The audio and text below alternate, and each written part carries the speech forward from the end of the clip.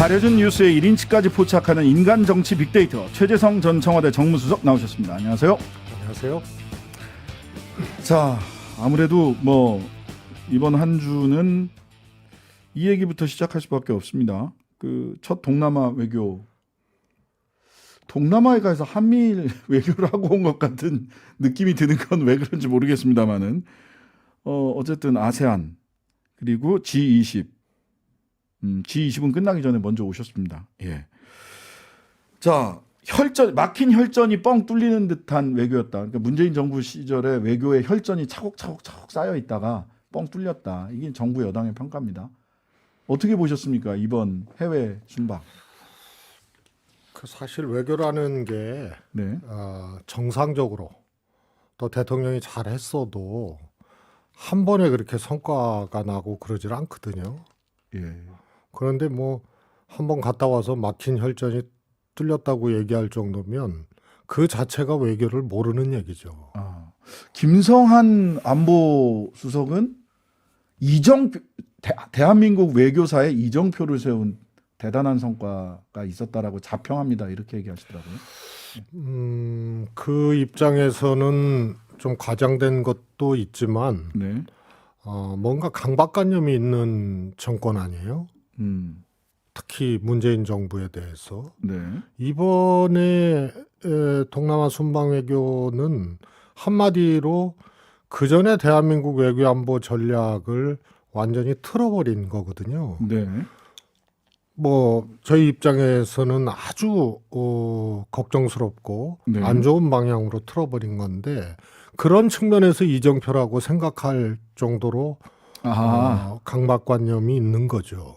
그러면은 이번에 그런 이제 대통령의 외교 행보가 과연 우리한테 득이 되고 네. 좋은 성과를 남겼느냐. 네, 이 문제는 내용적인 따져봐야 될 문제죠. 예, 예.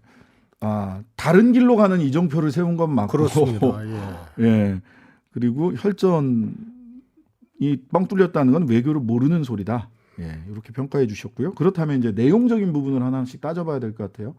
이번 순방 외교에서 가장 문제가 된다 또는 칭찬할 만한 게 있다? 내용상, 외교 내용상 어떤 게 있는지. 저는 잘 안 보이고요. 김건희 여사 소위 이 캄보디아 현지에서 병원에 가서 이제 심장병 또 환자 또 사진 올리고 병원 가고 요런 문제들이 부각이 됐는데요. 저는 네. 내용적으로 네. 훨씬 더 좀 걱정스러운 결과가 나오지 않았나 싶습니다. 네. 그게 좀 전에 말씀드렸던 대한민국은 대한민국의 특수한 외교안보적 상황이 있거든요. 네. 이런 것들을 전혀 무시한 채 네. 기존 정부의 정책하고 다른 길을 한 번에 그냥 확 틀어버린 거죠. 네. G2 전략 경쟁에 이제 맨 선두에 대한민국이 또 섰어요. 네. 그런데 이게 외교안보적 측면뿐만이 아니고 경제적으로도 결합된 거거든요. 예. 그래서 소위 미국의 인도태평양 전략이라는 게 아베 총리로부터 나온 것이 중국 그렇죠. 견제로 미국하고 이해가 딱 맞아떨어지면서 미국계 돼버린 거거든요. 그랬죠. 그래서 오바마의 아시아 회계 전략이 소위 말해서 인태 전략으로 트럼프 때 바뀌었죠. 그리고 지금 바이든 정부도 계승하고 오히려 좀 확대하는 이런 방향이거든요. 네. 근데 대한민국은 정말 특수한 외교 안보적 상황, 한반도 상황 때문에 한일 관계가 그렇고 남북 관계가 그렇고 한반도의 안정적 관리 이런 측면에서 굉장히 어려운 외교를 해왔거든요. 네. 확 쓸려 들어가지 않는 외교. 네네. 그런데 이것을 아무런 교환 가치 없이 그냥 확 내주어 버린 거죠. 네네. 그런 점에서 매우 걱정스러운 이번에 결과가 나오지 않았나 싶습니다. 네. 아까 G2 경쟁의 맨 앞줄로 그냥 확 가버렸다. G2 전략 경쟁이죠. 전략 경쟁. 예. 그러니까 G2 미국과 중국 네. 경쟁에서 미국의 앞잡이가 됐다 이런 취지의 말씀이신 거죠? 그러니까. 우리가 한미 동맹 중요하죠. 예. 하지만 대한민국은 남북 관계 있고 한일 관계 있고 또 경제적인 측면이 있거든요. 우리는 개방형 통상 국가를 지향을 해왔어요. 네. 이 정부나 저 정부나 네. 진보 정부나 보수 정부나. 근데 이게 지금 흔들리고 있는 거죠. 네. 그래서 시진핑도 치포 참여에 대해서 얘기를 하잖아요. 예, 반도체 치포. 네, 네, 예. 그렇습니다. 그래서 이게 외교 안보 경제를 소위 말해서 미국 주도의 G2 전략 경쟁에 확 빨려 들어간 거죠. 일본은 그래도 돼요. 일본은. 네. 그런데 우리는 참 그게 어려운 문제거든요. 그래서 네. 가장 쉽고 편하고 무지한 선택을 한 거예요. 쉽고 편하고 무지한 선택을 한 것이다. 그게 더 걱정이죠. 근데 이제 한미일 정상회담에서 이게 한일 정상회담에서 그 문제를 해결을 하지 않고 한미일 정상회담에서 말하자면 미사일 정보를 실시간으로 공유한다. 이거 그럼 지소미아 화이트리스트 이거 원래 서로 맞바꾸거나 최소한 그래야 되는데 그렇습니다. 그 얘기 없이 그냥 우리 미사일 정보 일본이랑 실시간으로 공유하겠다라고 쓱 얘기를 해버렸어요. 그냥 넘어갔어요. 이 단일 것만 갖고 아마 국내에서 이런 얘기가 나왔으면 난리가 났을 겁니다 아마. 그렇습니다. 예. 근데 묻어서 그냥 휙 지나가 버렸어요. 그러니까 윤석열 대통령께서 예. 뭐 다른 측면도 좀 그런 점이 있지만 외교 안보에 대해서 원칙과 노선이 뭔지를 깊이 있게 네. 잘 정리를 안 해놓은 상태이기 때문에 굳이 하지 않아도 될 얘기를 선제적으로 해버리거든요. 네. 그런 것을 뭐 가사 내준다 하더라도 지소미아 문제나 미사일 정보 실시간 공유라든가 이런 것을 가사 내준다 하더라도 다른 어떤 교환 가치들이 또 카드로 갖고 있어야 되는데 네. 지금 이번 순방 보면요. 힘에 의한 현상 변경은 결코 용납돼서는 안 된다. 이게 이게 중국이 엄청 싫어하는 말입니다. 예, 프놈펜에서 선제적으로 한 거 아니에요. 네. 그런데 이거는 중국을 현상 변경 국가로 규정한 트럼프 때의 전략 보고서. 그다음에 이번에 바이든과 시진핑 회담에서도 바이든이 얘기한 거 아니에요. 네, 맞습니다. 하나의 중국은 오케이. 그러나 힘에 의한 현상 변경은 안 된다. 네. 이게 대만을 염두에 두고 한 얘기죠. 그렇죠. 그런데 그 회담 이전에 윤석열 대통령이 그것도 결코 용납돼서는 안 된다. 이렇게 얘기를 해버렸어요. 네. 그러니 이게 무슨 배짱으로 그렇게 얘기한지는 몰라도 선제적으로 굳이 그게 할 얘기가 아니었다. 마찬가지로 미사일 정보 경우도 마찬가지고요. 예. 자, 근데 그렇게 선제적으로 미국이 하고 싶었던 얘기를 중국 면전에서 사실상 했고 일본한테도 미사일 실시간 정보 공유 했는데 어제 일본이 4년 전 초계기 논란 거론하면서 해결책 가져오지 않으면 사과하지 않으면 군사교류는 없을 거다. 이렇게 얘기를 해요. 이거 어떻게 봐야 됩니까? 근데 그게 만약에 문재인 정부 시절이라면은 가능한 상황이 아니잖아요. 일본이 네. 지소미아를 당시 일본이 수출 규제하고 화이트리스트 해제 안 하고 이러니까 네. 마지막에 지소미아를 폐기한 것이 아니고 이 연장에 대해서 응답을 안 한 거거든요. 네, 일종의 네. 중지 상태거든요. 그렇죠. 그래서 이거는 당사국 간의 합의가 필요 없는 이 협정이란 말이에요. 지소미아는 네, 네. 한쪽에서 해당 기간 연장을 안 하면 자동으로 그거는 중지되는 거거든요. 네. 지금 그 상태예요. 네. 그런데 한 걸음 이것을 풀어주는 것은 뭐 당연하고 윤석열 정부에서 그렇다고 수출 규제에 대해서 일본의 조치가 있었던 거 아니잖아요. 교환도 못한 거에 한 걸음 더 나가서 일본이 오히려 큰 소리를 치는 거죠. 그러니까요. 뭐 보따리 뺏기고 뺨 맞고 뭐 이러고 있는 것 같아요. 그러니까 쉽게 말해서 쥐소미아 받고 뭘 내놓은 것이 아니고 쥐소미아 받고 초계기 사건으로 하나 더 일본이 그냥 질러버리는 상황이 된 거예요. 그러니까요. 그게 이번에 갑자기 그렇게 된 것이 아니고 네. 나토 회의 때 거의 구걸하다시피 해가지고 기시다 총리 숙소로 가고 네. 거기서 뭐 하여튼 굴욕 외교를 하고 네. 그다음에 왠지 일본하고 조바심이 나서 뭔가 정상화를 위해서 뭔가 등을 먼저 대주지 않으면 안 되는 것처럼 쭉 해왔기 때문에 일본은 아무런 옵션 없이 그냥 저렇게 기고만장하게 된 거죠. 네. 그리고 초계기 사건에 대한 뭐 시비 이거는 뭐 다 아는 얘기니까 네. 그건 논외로 치더라도 음. 가서 그것이 일본에 의해서 사과를 전제로 이 지소미아 얘기를 할 수 있느냐. 네. 이거는 정말 있을 수 없는 일이죠. 이런 네. 게 구려개교고 국민들의 자존심은 물론이고 대한민국의 외교안보적 이해하고 정면으로 상처나고 충돌되는 거죠. 한심한 거예요. 자, 이번 외교에서 그 소위 김건희 여사 행보에 대해서도 오히려 너무 과하다 싶을 정도예요. 그러니까 이번 외교에서 어떤 성과가 있었고 어떤 문제점이 있는지를 평가하는 것보다는 검색어 자체도 윤석열보다 김건희 검색어가 더 많았다라는 게 이제 빅데이터 업체들의 이야기란 말이죠.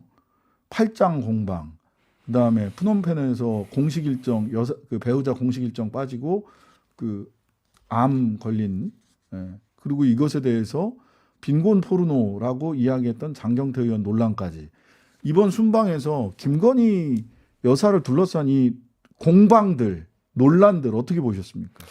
저는 애당초 윤석열 대통령과 김건희 여사는 네. 소위 말해서 이제 대통령과 영부인 이것을 넘어서서 권력 공유 예.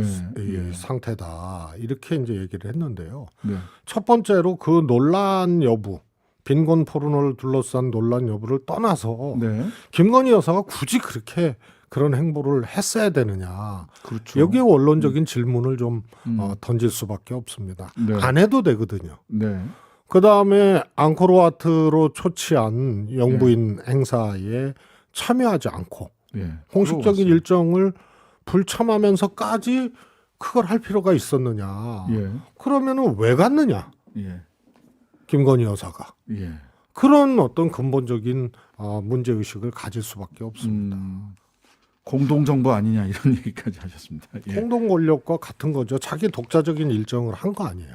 예. 그런데 영부인으로서의 외교 일정을 소위 말해서 그냥 참석하지 않고 그 일정을 하고 했단 말이에요.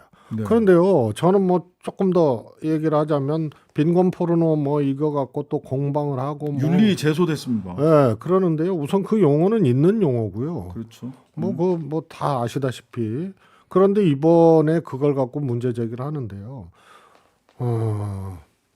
하여튼 이준석 대표도 얘기를 했지만 네. 문제 제기를 하는 국민의힘 쪽에서 그 포르노라는 말에 꼽힌 거지 그 단어의 이 의미에 의미. 대해서 예. 정확하게 모르고 문제 제기를 하고 윤리 제소를 한 거라는 점에서 조금 아쉽고요. 예.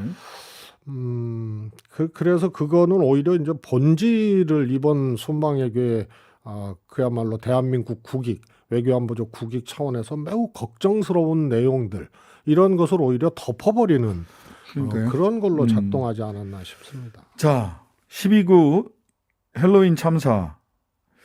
그 이상민 행안부 장관은 나는 뭐 이미 백지 사표를 낸 것과 다름없다. 이렇게 얘기를 해요. 이게 무슨 의미냐 해석들이 분분합니다.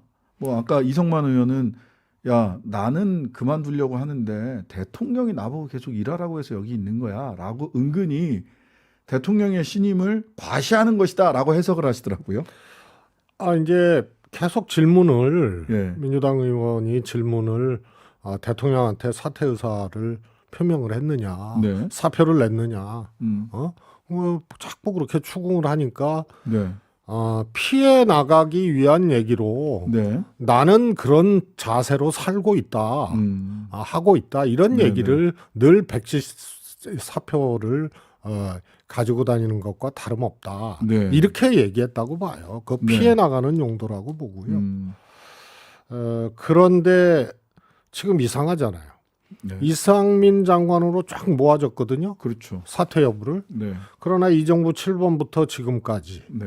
또 몇 번의 뭐 순방 대통령 외계 문제, 또 영빈관 신축 문제, 여러 가지 문제들이 짧은 시간 안에 축적돼 왔고, 네. 그다음에 이태원 참사였단 말이에요. 네. 그래서 이 정도면은 내각 쇄신하고 대통령실 쇄신해야 되는데 그 얘기는 계속 나온 거 아니에요? 그런데 이상민 장관 사퇴 여부로 초점이 모아지면서 사퇴를 하더라도 이걸로 그냥 퉁치고 지나가는 네. 어찌 보면 윤석열 대통령 입장에서도 소위 말해서 인사쇄신을 통해서 새롭게 국정운영의 출발선을 긋게 되는 이런 기회를 놓치게 되는 거고요.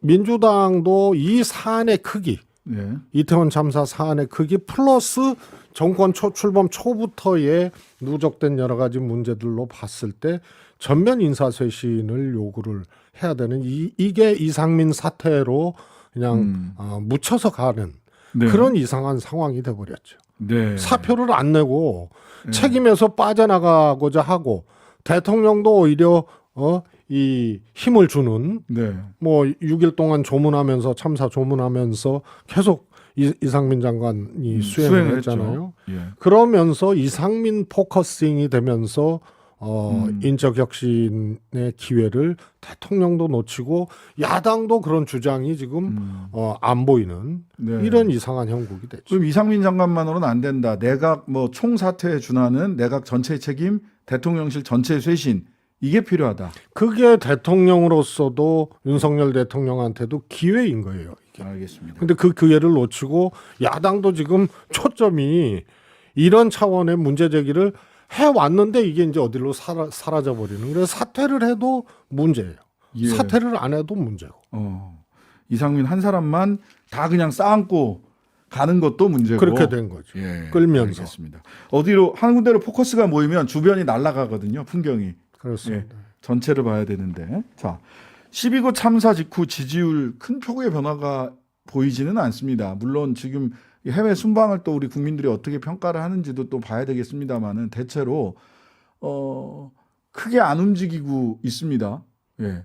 왜 이렇게 지지율이 대통령 지지율이 크게 움직이지 않고 버티고 있는 건가요? 지금 이제 2말 3초잖아요. 예. 20% 후반대, 30% 초반대인데 이 정도면은 더 내려갈 게 없는 거예요. 그런데 더 내려갈 것 같아요. 그래요? 예, 이태원 참사를 거치면서 네. 이 국민들이 제일 의아해하고 화나는 거거든요. 네. 꼬리 자르기 하고 전부 책임 회피하고 이런 상황에서 사후 수습 과정이 훨씬 더 정부에 대한 신뢰를 떨어뜨리고 있기 때문에 네. 그래서 대통령 지지율이 2말 3초로 나오고 있다 하더라도 네. 이태원 참사에 대한 정부 책임론 또 정부가 잘 수습하고 있냐 이 조사를 보면 잘 수습 못하고 있다. 네. 그런 이게 쪽이죠. 20%대예요. 그러니까 잘 수습하고 있다가 20%대. 예, 잘 수습하고 있다. 그러니까 대통령 지지율보다 5%에서 10% 빠지는 그런 이 결과거든요. 예. 그러면 이게 윤 대통령의 핵심 지지층, 적극 지지층도 그만큼 지금 이탈을 하고 있다는 얘기입니다. 알겠습니다. 그래서 저는 하여튼 곧 더 빠질 거다. 2중 2말이 될 거라고 봐요. 2중 2말 20% 중반에서 20% 후반대. 2말 3초에서 2중 2말. 근데 이게 엄청난 거거든요. 35%에서 25%가 되면요. 30%가 빠지는 거예요. 그래서 60%에서 40% 되는 거. 그거보다 훨씬 크네요. 예, 이거하고 같은 폭입니다. 같은 폭입니다. 예, 그렇습니다. 알겠습니다. 우하향할 것으로 본다. 그 우하향할 때 지지율이 1차로 정박할 곳은 2중 2말이다. 여기까지. 한 번에 확 안 돌거든요. 알겠습니다. 근데 이미 이태원 참사 대처를 하는 정부 모습을 보고 핵심 지지층들의 5%에서 10%가 이탈을 대기하는 지점에서 응답을 한 거거든요. 알겠습니다. 그래서 사실은 요동치고 있는 겁니다. 알겠습니다. 오늘은 여기까지 말씀 듣도록 하겠습니다. 지금까지 최재성 전 청와대 정무수석이었습니다. 감사합니다.